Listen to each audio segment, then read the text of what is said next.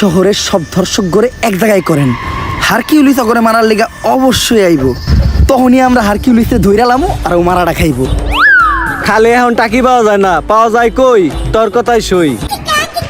কিন্তু স্যার, দর্শক গুলারে যেহেতু সেফটি দিতাছি, তাই পার পার্সন প্রতি 5 লাখ করে লাগবো। মানে তুই আমার কাছ থেকে ঘুষ খাবি, আমারও ছাড়বি না? কে আপনার কাছে যখন চাকরি নিতে গেছিলাম তখন টিয়া তো 60 লাখ নিয়েছিলেন, 60 টাও তো ছাড়েন নাই। হ্যাঁ স্যার, এ হালা গো হালা আমার থেকে 40 লাখ নিছাল। আচ্ছা তুই লোকেশন পাঠিয়ে দে, আমি টাকা আর এই শহরে সব দর্শক করে নিয়ে আইতাছি। বরবাদ, তোর কথা মতো এই শহরের সব দর্শক করে নিয়ে আইছি। স্যার, ওগুলো বাইরে রাখাটা সেফ না। হারকিউলিস যে কোনো সময় ওগুলো উপরে হামলা করতে পারে।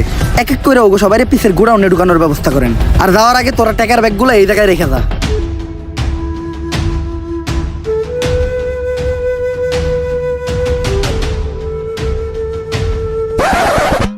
স্যার, বাইরে তো আমরা আছি, ওখানে ভিতর থেকে সেফটি দেওয়ার লেগেও কাউরে দরকার। আর তো এটা আমাকে মতো পাতি পুলিশ অফিসার দিয়ে হইব না, আপনার মতো সাহসী আর যোগ্য একজনের দরকার।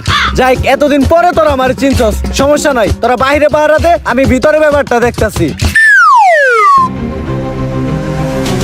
স্যার, শেষবারের মতো একটা কথা শুনে রাখেন, পাপির দেহ পোকায় খায়, ধর্ষকদের ঠাঁই হবে না এই বাংলায়।